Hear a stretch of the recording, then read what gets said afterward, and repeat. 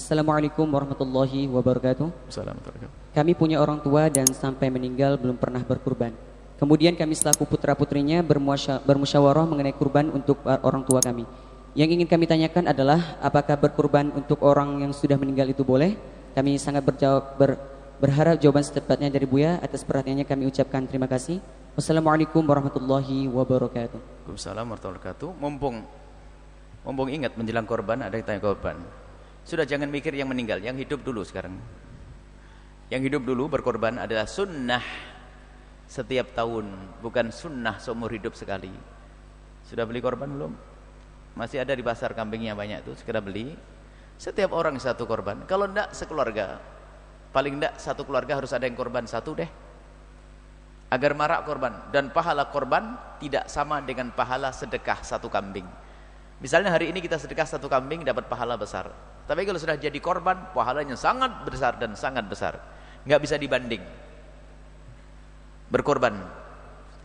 Satu kambing untuk satu orang, satu sapi untuk 7 orang. Jika sebuah keluarga isinya 8, ya 8 kambing. Kalau nggak punyanya satu, nyembelih satu. Paling tidak sekeluarga itu jangan tidak menyembelih. Jadikan hari itu hari bersenang-senang. Hari raya yang sesungguhnya, hari makan dan minum. Seperti yang disabdakan Nabi, hari makan dan minum. Makan sate, makan ini enak. Dan kalau Anda serahkan ke masjid, biar masjid yang membagi. Tapi kalau Anda menyembelih di rumah, bagi 3. Anda menyembelih di rumah, bagi 3. Jadi orang yang berkorban boleh makan lah. Jangan orang yang berkorban lalu ngenes, suruh lihat atau enggak, boleh makan. Seberapa? Bagi 3. Jika Anda menyembelih korban di rumah, kalau seandainya budaya korban itu betul diamalkan, jadi setiap rumah menyembelih korban. Apakah 1 atau 2 atau 8 terserah. Yang anaknya 8, 10 berarti dengan suami istri. Kalau tidak, paling tidak setiap keluarga korban.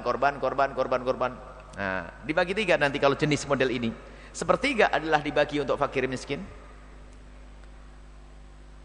Sepertiga dimasak untuk tamu yang akan datang. Sepertiga untuk keluarganya, jangan sampai ngiler keluarganya. Nah, ini karena hari itu hari bahagia, hari senang-senang, itu korban. Dan di saat setiap orang bisa berkorban satu-satu, namanya sunnah ainiyah. Di saat yang berkorban hanya satu, namanya sunnah kifayah. Artinya satu yang mengerjakan, yang lain sudah gugur tuntutan untuk melakukan kesunnahan. Namanya sunnah kifayah. Tapi ingat, bukan satu kambing untuk satu keluarga, bukan. Satu kambing untuk satu orang, tapi tuntutan untuk yang lainnya jatuh. Tidak dituntut lagi untuk tuntutan sunnah. Kalau melakukan tetap mendapatkan kesunahan. Baik, bagi orang yang telah meninggal dunia, bagaimana? Misalnya ada seorang anak, abah meninggal dunia, bukan belum korban. Belum korban itu gimana sih kalimat belum korban? Kalau tidak korban, kalau kalimat belum korban itu pasti pemahamannya korban seumur hidup sekali. Kalau pertanyaan belum korban, loh, memangnya kalau belum ini pasti karena punya keyakinan korban dipikir seumur hidup sekali, makanya kalimatnya belum korban. Yang ada adalah tidak korban. Contoh, korban itu dengan puasa Arafah itu sama. Setiap datang bulan haji sunnah puasa Arafah. Setiap bulan haji sunnah korban. Coba tahun yang lalu kalau Anda tidak puasa Arafah, ngomongnya gimana? Saya belum puasa Arafah atau saya tidak puasa Arafah? Saya tidak puasa Arafah, selesai. Baru nanti Arafah yang akan datang saya akan puasa, selesai. Yang lalu berlalu, selesai. Nggak ada pertanyaan belum di sini. Berarti tahun yang lalu gimana? Saya tidak korban, kok belum korban? Belum korban, besok yang akan datang nih, saya mau korban. Nah, ini dari pertanyaan biasanya dari pemahaman dipikir korban seumur hidup sekali. Makanya gara-gara pemahaman korban seumur hidup sekali, di kampung kita yang korban hanya 20 orang. Kemudian setiap keluarga dapat 4 on. Sesuai dengan cara makan kita, pakai soto dikasih swil-swil sedikit. Pelit kita ya.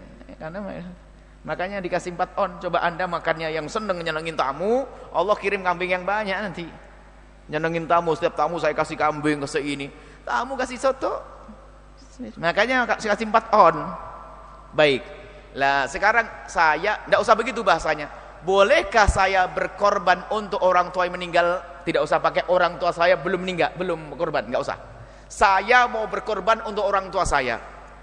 Bolehkah saya ngumpulin duit dengan adik-adik saya, atau saya keluarkan duit berkorban untuk bapak ibu saya? Para ulama mengatakan dari 3 madhab. Madhab Imam Abu Hanifah, madhab Imam Malik, madhab Imam Ahmad mutlak. Mereka mengatakan boleh biarpun tidak berwasiat. Boleh dan sah biarpun tidak berwasiat. Dan itu termasuk bagian seperti orang sedekah untuk orang tuanya. Bersandarkan dari satu hadis Nabi SAW, Bismillah, Nabi mengatakan Bismillah Allahumma uqtim billah korban, Allahumma taqabbal minni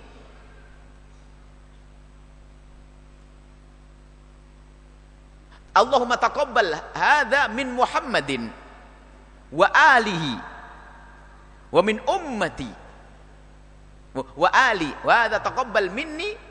Dalam riwayat ya, atau kama qala Rasulullah SAW, Allahumma bismillah Allahumma taqabbal min Muhammadin wa alihi wa min ummatihi. Ya Allah, terimalah, atau kama qala Rasulullah SAW, doanya, ya Allah, terimalah ini korban dari Muhammad, dari Nabi Muhammad dan keluarganya dan umatnya semuanya. Jadi kita pernah dikorbanin oleh Nabi Muhammad SAW. Lah umatnya itu adalah yang sudah meninggal, ada yang masih hidup, ada yang belum lahir. Maka dari pemahaman inilah, maka para ulama mengatakan Nabi saja berkorban untuk umatnya, dan umatnya ada yang sudah meninggal, ada yang masih hidup waktu itu, ada yang belum lahir. Maka boleh-boleh saja. Kecuali menurut mazhab Imam Syafi'i ada khilaf di dalam mazhab Imam Syafi'i. Kalau Imam Nawawi misalnya, Imam Nawawi mengatakan sah biarpun tidak berwasiat.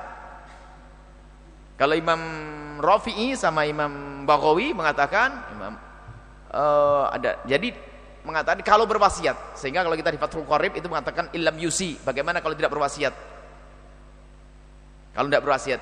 Kalau berwasiat jelas sepakat, nggak ada masalah. Kalau tidak berwasiat, jumhur ulama mengatakan boleh. Baik kita ikut Imam Nawawi saja. Kalau anda ingin berkorban untuk orang tua anda, hukumnya adalah boleh dan sah.